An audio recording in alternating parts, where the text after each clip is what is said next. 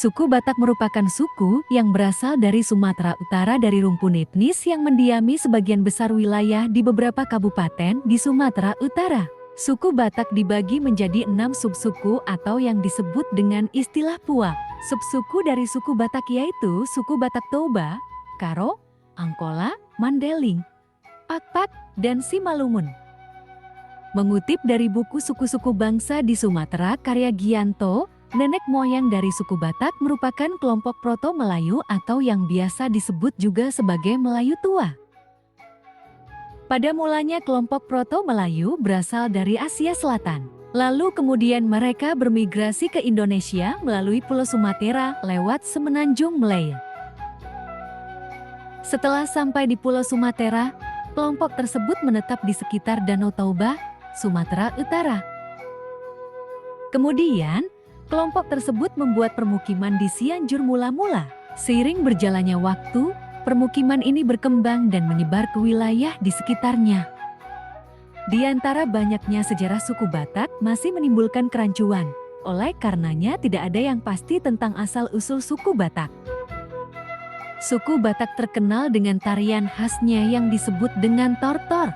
Pada awal Batak purba tari tortor ialah persembahan bagi roh leluhur dengan ciri khas penggunaan properti berupa patung yang dibuat dari batu. Menurut Togar Manaibaho, seorang praktisi dan pencinta budaya tari tortor berkembang. Tarian ini digunakan untuk upacara panen, penyembuhan, kematian, serta pesta atau hiburan anak muda.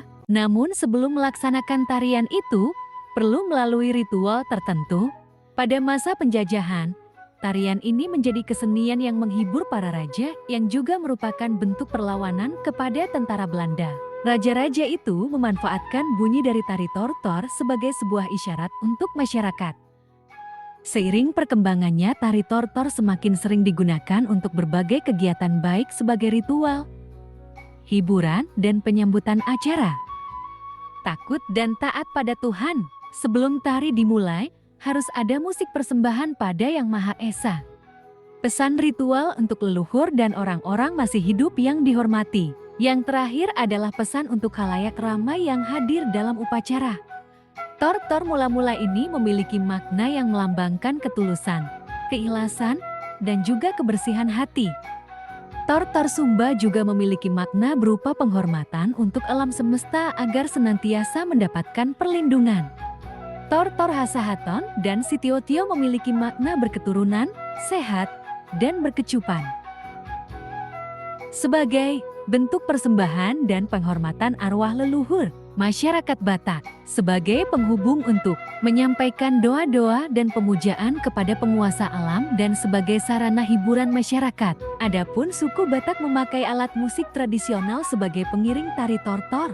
Alat musik itu disebut margondang yang memiliki 3 konsep, yaitu margondang pesta. Alat musik menyertakan gondang untuk mengungkapkan kegembiraan. Jenis alat mask ini yaitu gondang naposi, gondang mangompo jabu memasuki rumah, dan gondang pembangunan gereja. Selanjutnya, gondang adat. Alat musik ini dipakai untuk kegiatan menyertakan gondang sebagai sistem kekerabatan. Gondang dipakai yaitu gondang panbaulin anak perkawinan, gondang sormatua kematian, dan gondang mamampe marga pemberi marga.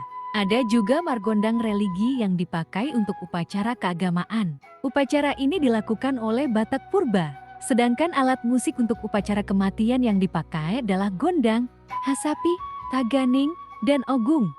Alat musik selanjutnya dalam penggiring tarian tortor ialah seruling, ogung, serunekel, hasapi. Alat musik inilah yang biasanya menjadi penggiring dalam tarian tortor dalam suku Batak.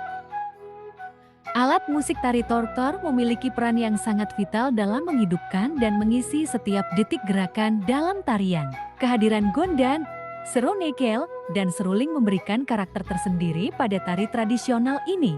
Mereka memainkan nada-nada dengan ritme yang bertautan antara satu alat musik dengan alat musik lainnya.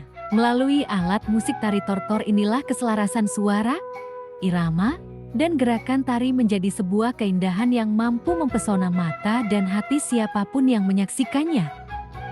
Adapun jenis-jenis tari tortor dan fungsinya meliputi Pertama, tortor pangurason pembersihan. Jenis tari tortor pangurason biasanya dilakukan saat ada pesta besar. Tarian ini berfungsi sebagai permohonan dan pembersihan agar pesta bisa berjalan lancar. Biasanya sebelum diadakan sebuah pesta, masyarakat Batak akan membersihkan tempat dengan jeruk purut. Kegiatan itu dipercaya bisa menjauhkan dari bahaya dan bencana. Kedua, tortor Sipitu Cawan atau Tujuh Cawan. Saat ada pengangkatan atau penobatan Raja Batak, maka tari tortor Sipitu Cawan akan dipertunjukkan. Jenis tari tortor satu ini menggambarkan kisah 7 putri kayangan yang turun ke bumi untuk mandi di Gunung Pusuk Buhit. Lalu pada saat yang sama, datang pula pisau 7 sarung atau pisau Sipitu Sasarung. Ketiga, tari tortor tunggal Panaluan.